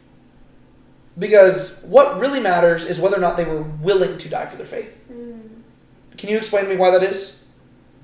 I think it's because of them believing in the resurrection so deeply, because they know that since Jesus didn't just stay dead. He rose from the grave to conquer sin and death. They were willing to suffer persecution and die. Yeah, because if you actually die for your faith, that's not really up to you, right? That's just up to your enemies, right? Whether they kill you or not, that really says nothing about your faith. What is important is whether or not you're willing to die for your faith, right? If you do die for it, well, that's proof that you were willing to die for it. But for us, it doesn't really matter whether or not they did. What matters is whether or not they were willing to. And we have very good evidence to believe that they were willing to die for their faith. That is super important. Sixthly, this is also important. There are no accounts that any of the apostles recanted their faith. Not a single one. Contrast this by other religions, right? Whenever you look at the Book of Mormon, right? The Book of Mormon, so whenever Mormonism first got started, you have Joseph Smith, he got some people together and he kind of told them about these golden plates and stuff like that. And the movement took off and caught a lot of steam really quickly. There were a few people who testified to the fact that they had seen the golden plates, that they believed in the Book of Mormon and stuff like that. However, because America was such a, there was such a big Christian population in America, very quickly, Mormons started being persecuted, right? Because they were viewed, they were heretics who were teaching a false gospel. And as persecution ramped up against Mormons, do you know what started happening to those eyewitnesses? Recanted. They began to recant. Right? They were like, well, whenever I said that I saw the golden plates, what I actually meant is that I had a vision wherein God showed me something that looked like a golden plate, but I never touched them or saw them or anything. Or some of them just outright left the faith, and they said, I'm not a Mormon anymore. That's what you would expect in the face of persecution, right? If you are fabricating a story. And so whenever you look at Mormonism, I would say we have very good reason to believe it's not true. Because the earliest eyewitnesses, pretty much every single one of them later on went on to say, oh yeah, I didn't actually mean what I said, or I was just outright lying, right? Pretty much every single one of them. However, with Christianity, we don't have a single shrapnel of evidence. And I can guarantee you that if a single one of the apostles did recant their faith, that would be recorded. Because that would be great evidence for the enemies of Jesus to cite, right? Let's say hypothetically that Thomas, right? Let's say that at some point Thomas, even if he got his faith back, right? Let's say that for a moment his doubting nature came back in there and he started doubting Jesus again. You're telling me that there's not somebody who was opposed to Christianity who wouldn't write that down? Right? No. We would have evidence for that. But instead, whenever we look at the historical evidence, there's not a single shred of evidence that suggests that any of the apostles recanted their faith. Keep in mind, these are the same guys who abandoned Jesus on the night that he was arrested. And even after he supposedly resurrected, we read that they doubted. Right? If you go to Matthew chapter 28, literally the verses before the Great Commission, it says that Jesus took them out and he was with them for some time, and it says that some of them doubted. And then Jesus says, go and make disciples. And when you're reading the Gospel of Matthew, you're like, wait, Jesus, you're going to go tell them, they were just doubting, and you're going to tell them to go make disciples? It seems like they need to be discipled a little bit more. Right? And when you go to the Gospel of John, we read that Thomas doubted. Right? And so, even after the resurrection, we see that some people doubted. Right? And we see that the Gospels are honest there. Yet there's no historical evidence that suggests that any apostle recanted their faith once their ministry got started. That is very significant for us, just from a historical perspective. Right? It does not prove the resurrection happened. It simply proves that the apostles saw something that radically transformed them and made them want to go and live for Jesus and being willing to die for him. All right, moving on. Every apostle has martyrdom accounts associated with them to varying degrees of reliability. Having examined the evidence, McDowell comes to the following historiographical conclusions regarding the probability of each apostle's martyrdom. And this is from, once again, his book, The Fate of the Apostles. It's a very scholarly read. I wouldn't recommend it to everybody, but I really, really enjoyed it. One thing that I liked about this book, and I have to explain this because this is like a pet peeve of mine.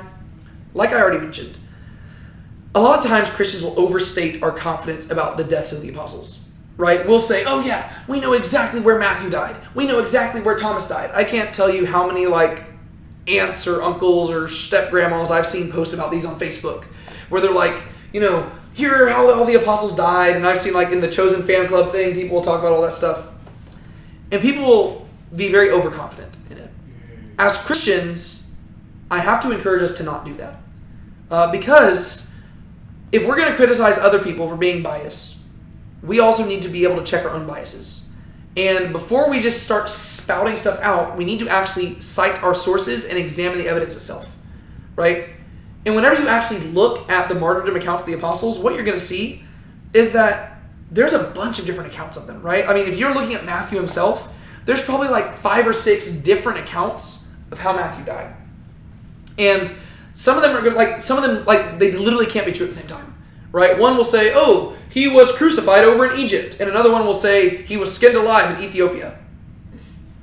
Those can't both be true at the same time, right? So one of them is false. One of them could be true. But also another thing that makes it a lot more difficult is that several of them come centuries later, right? So some of them come from like the 7th century. I mean, that's 700 years after these guys would have died. And so if you're going to look at that and say, oh yes, we know with confidence, that's a bit of an issue. Is it possible that some of them are true? Sure. But a lot of them, we don't want to overstate our case, right? And the cool thing is that as Christians, if you're just honest with the evidence that we have, it still comes out in our favor, right? So we don't have to overstate things. We can simply talk honestly. And so Sean McDowell, he approached all the martyrdom accounts. He literally examined every single one of them. I think within like the first 12 centuries or something like that, because obviously if it's coming from later than that, why would you look at it? But he looked at all the martyrdom accounts from the early centuries that we've discovered, and he assessed them from a historical perspective, just how we're assessing the resurrection. He assessed every single one of them, and he rated them, right? This is how historians typically rate stuff. They will never say something is a historical fact. They will never say that it is impossible to have happened. They'll simply rate it on a spectrum, right? On the high end of things, they'll say the highest possible probability. And then it'll say very probably true, more probable than not, more plausible than not, as plausible as not, and then improbable, right? And then you can have the lowest possible improbability and stuff like that as well. Different scholars will have different ways of ranking it, but this is typically how historians work, right? And that's just because it's a safe way of doing things, right? To where you're not saying, this is 99% true, because what does that even mean, right? You're saying, based on the evidence, this is what we can say. And from his examination of it, there are 3 people that we can say with the highest possible probability that they were martyred for their faith, right? Peter, Paul, and James, son of Zebedee. James and Peter, we have both of their martyrdoms being mentioned in the Bible itself, right? So James, he dies in Acts chapter 12, right? So we actually have that being written within the book of Acts is most likely written in the early AD 60s, and that happened in AD 44. So we have this being written within 20 years of the actual event. So we have very good reason to believe that James did die a martyr's death.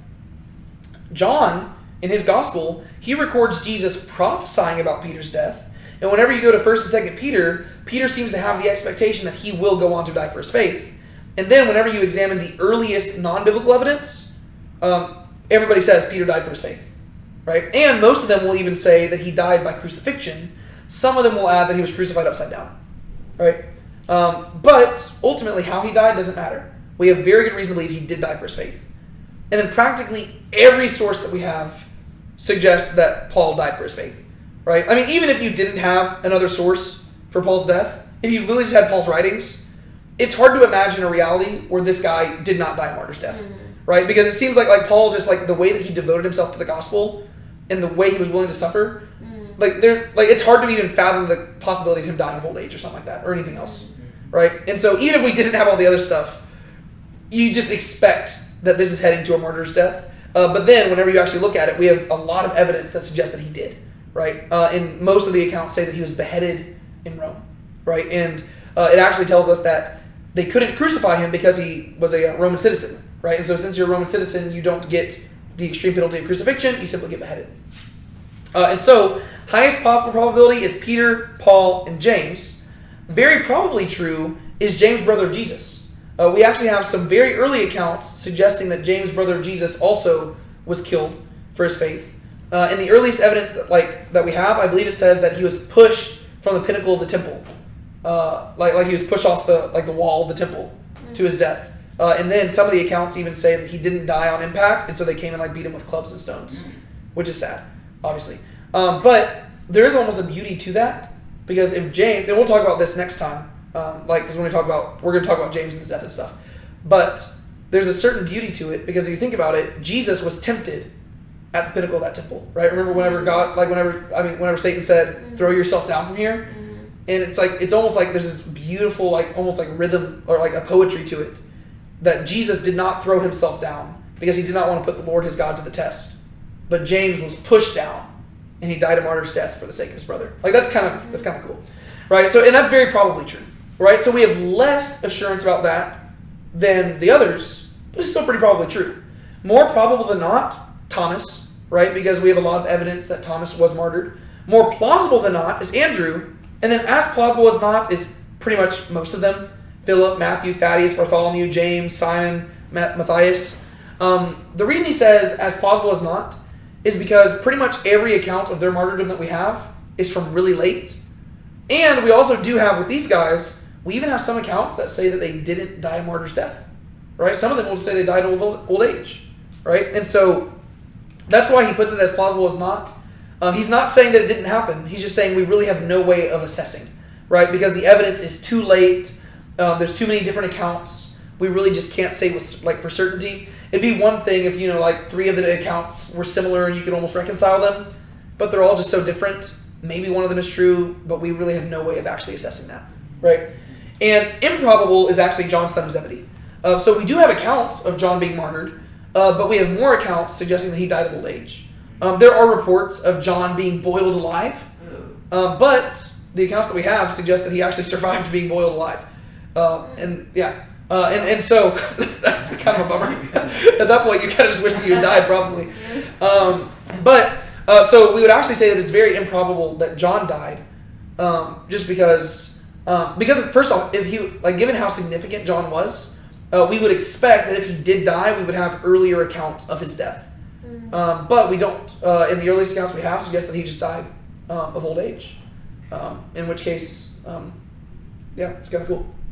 And so, regardless of whether each apostle experienced martyrdom, there is abundant evidence to the fact that they were willing to be martyred, and zero evidence they ever recanted their faith. For us, that is what's important, right? Because we're not simply doing a study on the violence endured by the apostles. We are doing a study on the violence endured by the apostles as it pertains to the resurrection of Jesus. And that thing at the bottom is what matters, right? Whether or not they died for the faith ultimately does not matter. It is their willingness to die for their faith and their lack of recanting their faith. That's what's important for us as historians if we're looking at the evidence for the resurrection. Because we want to know, were these guys sincere in their belief, right? And we're talking about the violence, because if you're willing to endure violence, that would suggest that you actually believe in this, right? I mean, people don't typically just die for stuff that they don't believe in, right? And so that's why we're looking at this, right? They are going through extreme suffering for something that is really out there, right? And not a single one recants. That's important for us. So, what does this teach us? The fact that the disciples were willing to suffer and even die for their faith demonstrates that they weren't just claiming to have seen the risen Jesus. While this does not confirm that Jesus rose from the dead, it does confirm that they sincerely believed that he had. Right? And that's because every single time, not every single time, but whenever you look at the evidence, much of it points to the fact, whenever the apostles try to explain why they're willing to suffer, they always point back towards the resurrection, right? And so they specifically tie their willingness to suffer to their confidence in the resurrected Jesus, right? They're always making that connection. That's important for us. While many people are willing to die for their beliefs, few people are willing to die for beliefs they know to be incorrect. The apostles were eyewitnesses of the things they proclaimed, which means that they of all people would have known whether their teachings were true. Let me explain a little bit what I mean by that. For me, let's say hypothetically right now, if somebody were to barge in this door, hold a gun to my head, pull the trigger, and I were to die for my faith, would that prove that Jesus resurrected? No. But it would prove that I believed he had, right? Yes. Because that means that I'm willing to die for my faith. But the issue is, I haven't seen the resurrected Jesus. The only reason I am confident in my faith is because I have placed my faith in the eyewitness testimonies of the apostles. Right? I have placed my faith in the Word of God. Right? The apostles, though, that's a little bit different. Right? Because the apostles, they weren't placing their faith in another person's faith. They were placing their faith in what they themselves had seen and heard and beheld. Right? You go to 1 John. real quick. Let me read this. Just because if I get a chance to read the Bible, might as well do it. 1 John chapter 1. Best book in the entire world. This is what John says. What was from the beginning, what we have heard, what we have seen with our eyes, what we beheld and touched with our hands concerning the word of life. And the life was manifested. And we have seen and bear witness and proclaim to you the eternal life, which was with the Father and was manifested to us. What we have seen and heard we proclaim to you also, so that you may also have fellowship with us. And indeed, our fellowship is with the Father and with His Son, Jesus Christ. So John says, we saw Him. We heard Him. He manifested Himself to us. So if the apostles were willing to suffer, that says a lot more than me being willing to suffer. Right? Like, people will point out, like, think about terrorists. Right? Whenever, like, a terrorist goes and blows himself up, does that prove that his belief is true? No. But it does prove that he truly believed in his belief. Right? The difference is that, if a Muslim goes and commits an act of terror, well, that means that he genuinely believes the Quran is true. That does not prove the Quran is true, though. Right? You see what I mean? Whereas the apostles, they would know the difference. They know whether or not they stole the body. Right? Because remember, that's what we go back to. Right? We know that Jesus died. That does not prove He resurrected. It simply proves that He was dead. We know that come Sunday, the tomb was empty. That doesn't prove He resurrected. It simply proves that you need to explain how the tomb got empty. The easiest explanation is that the apostles took the body. But the apostles, they say that they saw the resurrected Jesus, independent appearances after death. And the fact that they were willing to die for that would seem to suggest that they genuinely believed it. If somebody stole the body, it was not them. Right? It had to be somebody else. And then you would have to ask, well, who the heck would have the motivation to steal the body? Right? It wouldn't be the enemies of Jesus, because they're giving they're giving fuel to the fire that they were just trying to put out. So they would have no motive to steal the body. It wouldn't be some other random person, right? Like who is it who would want to steal the body? The only people who would have a motive would be the apostles or the closest people to Jesus. But instead, all the people who were closest to Jesus became Christians, right? You've got the apostles, you've got Mother Mary, you've got His brothers. So anybody who would have motive to steal the body, they became Christians, and they demonstrated a willingness to die for their faith. And so the very people who would know whether or not they were lying, they seem to have lived lives that prove that they believed they were telling the truth. And so this is why it leans us towards maybe something actually did happen at that tomb. There is no historical evidence that any of the 12, other than Judas, recanted or walked away from their Christian faith. If they had, this would have been a severe blow to the early church, and we would expect Christian opponents to use it as ammunition.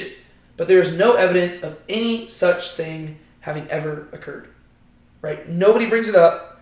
I mean, it'd be like you'd struck a pot of gold or something like that as an opponent to Christianity. If you just heard that like Matthew had recanted, right? They would cite that. They say, see, even one of the apostles, they recanted, but none of them do, right? The only accounts we have are martyrdom accounts. Something happened after Christ's death to turn His scaredy cat followers into willing martyrs. What could that be? Right? That's what we have to answer as historians.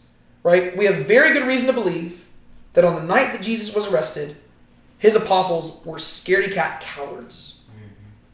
But we also have very good reason to believe that after that, they all of a sudden were transformed and they were willing to die. And the only thing that we know for certain so far that happened is that He died. And if anything, you would think that that would make them more scared. Right? Because the whole reason they fled is because they were afraid of dying. And the only reason Peter denied Jesus is because he was afraid of dying. And then a few hours later, Jesus dies. So if Jesus stayed dead, if anything, you would think that that would motivate them to be more silent and more scared. But instead, the opposite is true. And so as a historian, you have to explain that. Right? If they stole the body, that does not explain why they were suddenly transformed. Right? If they stole the body, why would you, what do you have to gain from it? Right? What do you possibly have to gain from going, okay, you steal the body, and now maybe you could argue, okay, well, maybe they were trying to kickstart this movement, and they're now being bold because of all the things they have to gain for it. Okay, well, did they gain a lot of money? No. Instead, they preached to give your money away. All right, well, did they gain a lot of women? No. They said that leaders should be the husband of one wife. Yes. All right, did they gain a lot of popularity? No. Actually, all the religious leaders turned against them, and they lost communication with a lot of members of their family. And so, if you're going to argue that they stole the body, and that, that they were fabricating all of this, and that this was all a hoax, you've got to explain, well, what motive would they have to do that? And there's no perceivable motive. They had everything to lose and nothing to gain. And we have no reason to think that they would have wanted to do this anyways, because they were so scared they wouldn't even associate themselves with Jesus. You think that they're going to go up to a tomb that is guarded by soldiers, knock the soldiers out, move the body, steal the body, and go about this elaborate prank? No. All for what? As a historian, you've got to figure out, you have to have answers to that. And you can't just produce theories. You have to argue based off of the evidence, right? That's what historians do, right? You can't just produce conspiracy theories. That's not what you do. You argue based off evidence. And all the evidence is pointing to the fact that not only did the apostles say that they saw Jesus, but they genuinely believed they had. And if anybody had reason to know whether or not they had, it would be them. That's really important. This is what Mike Licona says. Of course, the conviction of the disciples that Jesus had risen from the dead and had appeared to them does not necessarily mean that they were right. After all, followers of other religions and causes have willingly suffered and died for their beliefs. However, this does not mean that their beliefs were true or worthy. This misses the point. The disciples' willingness to suffer and die for their beliefs indicates that they certainly regarded those beliefs as true. The case is strong that they did not willfully lie about the appearances of the risen Jesus. No one questions the sincerity of the Muslim terrorist who blows himself up in a public place or the Buddhist monk who burns himself alive as a political protest. Extreme acts do not validate the truth of their beliefs, but their willingness to die indicates that they are sincerely convinced of the truth of their beliefs. Moreover, there is an important difference between the martyred apostles and those who die for their beliefs today. Modern martyrs act solely out of their trust and beliefs passed along to them by others. The apostles died for holding to their own testimony that they had personally seen the risen Jesus. Contemporary martyrs die for what they believe to be true.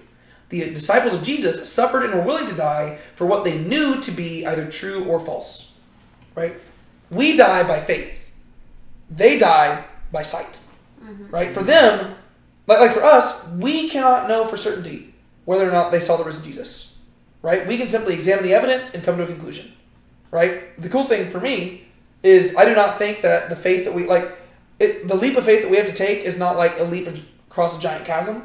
It's more like a leap across like a sidewalk barrier, right? It's not just like a little crack in a sidewalk, right?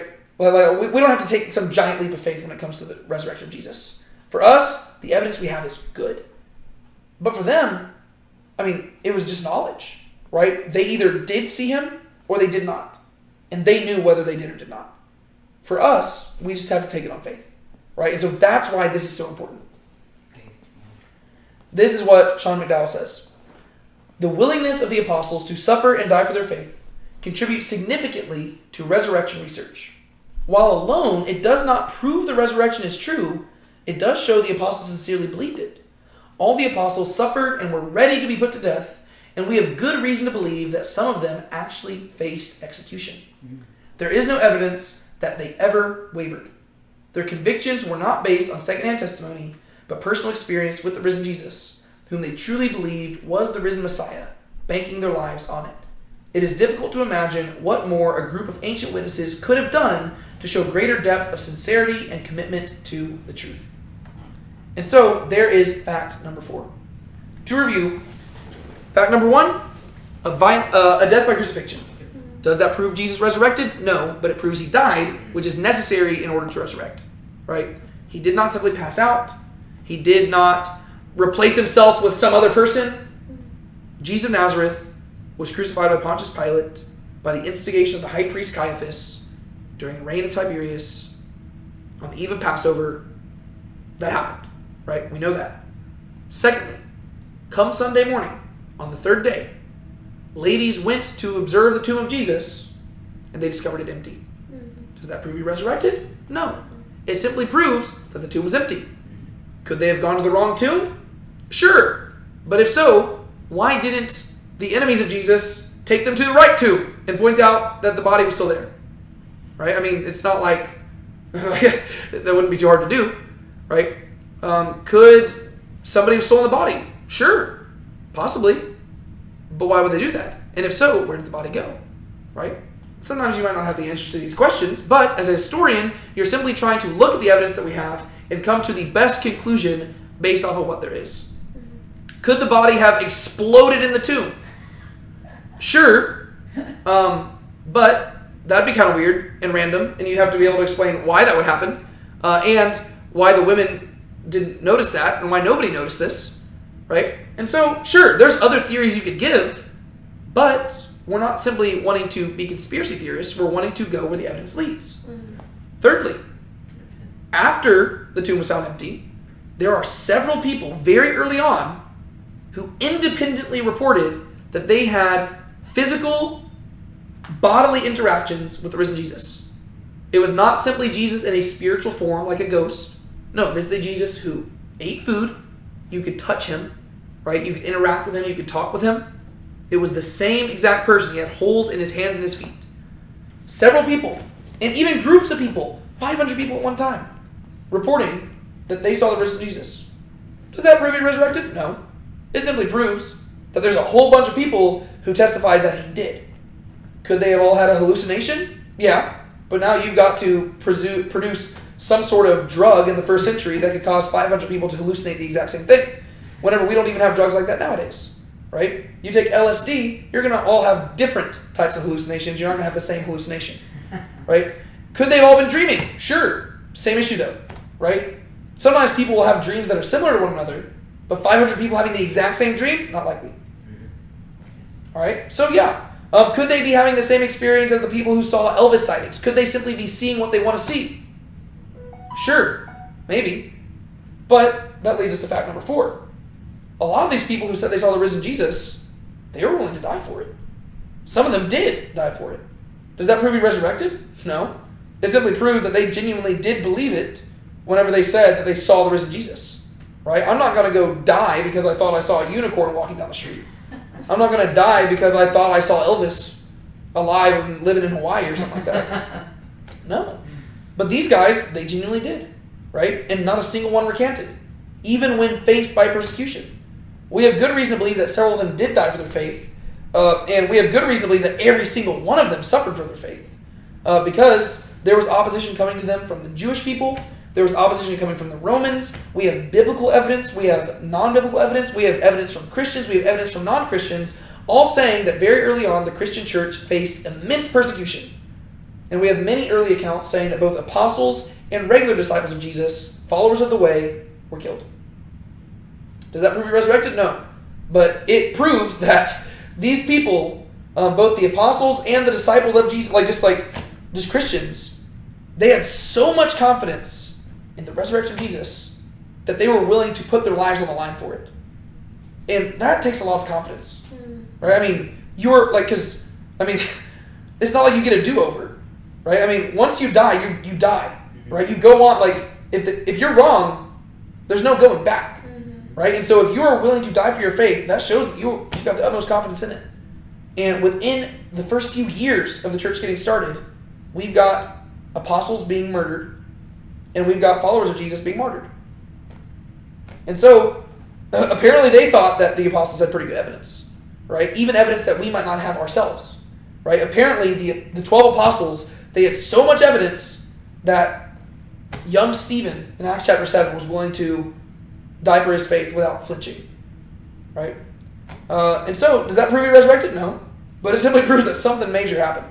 Right? And the early church, they had good reason to believe that it was legit. Next week, we will conclude our whole discussion by talking about fact number 5, which is really icing on the cake. Enemies of Christ converted. We're going to be specifically looking at 2 people in particular.